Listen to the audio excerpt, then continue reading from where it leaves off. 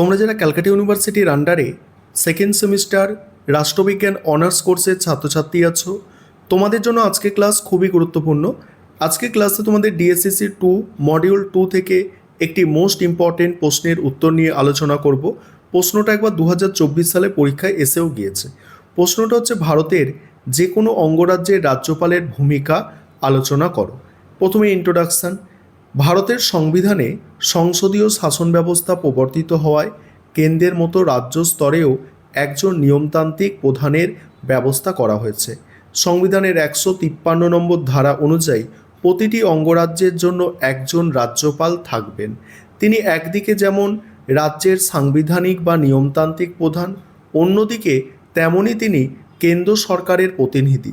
Doctor B.R.. আম্বেদকরের মতে রাজ্যপাল হলেন রাজ্যের নিয়মতান্ত্রিক প্রধান, যার হাতে কোনো প্রকৃত ক্ষমতা নেই।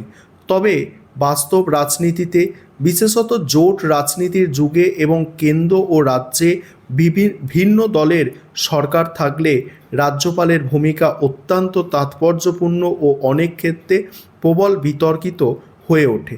এবারে কি বলা হচ্ছে দেখো, রাজ্যপালের ক্ষমতা ও কার্যাবলী। প্রথম পয়েন্ট হচ্ছে শাসনতান্ত্রিক ক্ষমতা। রাজ্যের যাবতীয় শাসন কার্য রাজ্যপালের নামেই পরিচালিত হয়। বিধানসভা নির্বাচনের সংখ্যাগরিষ্ঠ দলের নেতা বা নেত্রীকে তিনি মুখ্যমন্ত্রী হিসাবে নিয়োগ করেন এবং মুখ্যমন্ত্রীর পরামর্শক্রমে অন্যান্য মন্ত্রীদের নিয়োগ করেন রাজ্যের অ্যাডভোকেট জেনারেল, রাজ্য পাবলিক সার্ভিস কমিশনের চেয়ারম্যান ও সদস্য এবং রাজ্য নির্বাচন কমিশনারকে তিনিই নিয়োগ করেন। তত্ত্বগতভাবে রাজ্যপাল এই কাজগুলি মুখ্যমন্ত্রীর পরামর্শ মেনে করলেও অনেক সময় উপাচার্য নিয়োগের মতো শাসনতান্ত্রিক বিষয়ে রাজ্য সরকার ও রাজ্যপালের মধ্যে সংঘাত দেখা দেয়। সাম্প্রতিককালে পশ্চিমবঙ্গ এবং কেরল বিশ্ববিদ্যালয়ের উপাচার্য নিয়োগে কেন্দ্র করে রাজ্যপালের সঙ্গে নির্বাচিত সরকারের দীর্ঘস্থায়ী আইনি ও রাজনৈতিক বিরোধ এর প্রকৃষ্ট উদাহরণ। তারপর হচ্ছে আইন বিভাগীয় ক্ষমতা। রাজ্যপাল রাজ্য আইনসভার অবিচ্ছেদ্য অঙ্গ। তিনি আইনসভার অধিবেশন আহ্বান ও স্থগিত করতে পারেন এবং মুখ্যমন্ত্রীর পরামর্শে বিধানসভা ভেঙে দিতে পারেন। বিধানসভায় পাশ হওয়া কোনো বিল রাজ্যপালের সম্মতি ছাড়া আইনে পরিণত হতে পারে না। আইনসভার অধিবেশন বন্ধ থাকাকালীন জরুরি প্রয়োজনে তিনি অধ্যাদেশ বা অর্ডিন্যান্স জারি করতে পারেন।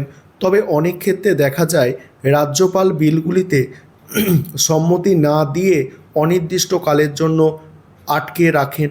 যেমন তামিলনাড়ু ও কেরালার বিধানসভায় পাশ হওয়া একাধিক বিল রাজ্যপাল দীর্ঘদিন আটকে রাখার বিষয়টি সুপ্রিম কোর্ট পর্যন্ত গড়ায় এবং শীর্ষ আদালত নির্দেশ দেয় যে রাজ্যপাল অনির্দিষ্টকালের জন্য বিল আটকে রাখতে পারেন না। এবার আছে অর্থ সংক্রান্ত ও বিচার বিভাগীয় ক্ষমতা। এই পোর্শনটা নিয়ে আলোচনা করব। তার আগে যে বিষয়টা তোমাদের বলার আছে, তোমাদের জন্য অনলাইন কোচিং ক্লাস চলছে। তোমরা যদি কেউ পেইড ব্যাচে অ্যাডমিশন নিতে ইচ্ছুক থাকো বা আমাদের থেকে স্টাডি মেটেরিয়াল অর্থাৎ পিডিএফ নোটস কিনতে চাও, তাহলে তোমরা স্ক্রিনে দেওয়া নম্বরে যোগাযোগ করতে পারো। দেখো, অর্থ সংক্রান্ত ও বিচার বিভাগীয় ক্ষমতা। এখানে কি বলা হচ্ছে যে রাজ্যপালের পূর্বানুমতি ছাড়া রাজ্য বিধানসভায় কোনো অর্থ বিল উত্থাপন করা যায় না। তিনি প্রতি আর্থিক বছরের শুরুতে অর্থমন্ত্রীর মাধ্যমে রাজ্য আইনসভার বার্ষিক বাজেট পেশ করেন। বিচার বিভাগীয় ক্ষমতার ক্ষেত্রে তিনি রাজ্যের কোনো দণ্ডিত ব্যক্তির শাস্তি হ্রাস বা মকুব করতে পারেন এবং রাজ্যের হাইকোর্টের বিচারপতি নিয়োগের সময় রাষ্ট্রপতি রাজ্যপালের সাথে পরামর্শ করেন। এবার হচ্ছে স্বেচ্ছাধীন ক্ষমতা। কি বলা হচ্ছে, সংবিধানের 163 নম্বর এবং 163 1 এবং 2 নম্বর ধারা অনুযায়ী রাজ্যপালের কিছু স্বেচ্ছাধীন ক্ষমতা রয়েছে, যেখানে তিনি মুখ্যমন্ত্রীর পরামর্শ নিতে বাধ্য নন। নির্বাচনে কোনো দল একক সংখ্যাগরিষ্ঠতা না পেলে মুখ্যমন্ত্রী নিয়োগ, রাজ্য বিধানসভায় পাশ হওয়া বিলে রাষ্ট্রপতির বিবেচনার জন্য সংরক্ষণ করা এবং রাজ্যের সাংবিধানিক অচলাবস্থা দেখা দিলে 356 নম্বর ধারা অনুযায়ী রাষ্ট্রপতি শাসন জারির সুপারিশ করা তার অন্যতম কাজ। এই ক্ষমতার প্রয়োগ ঘিরেই রাজ্যপালের ভূমিকা সবচেয়ে সমালোচিত হয়।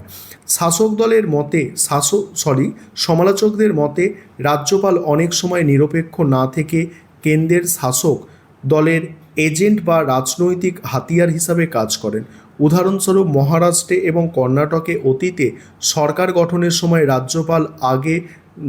রাজ্যপাল কাকে আগে ডাকবেন তা নিয়ে তীব্র রাজনৈতিক প্রতিপক্ষের অভিযোগ উঠেছিল।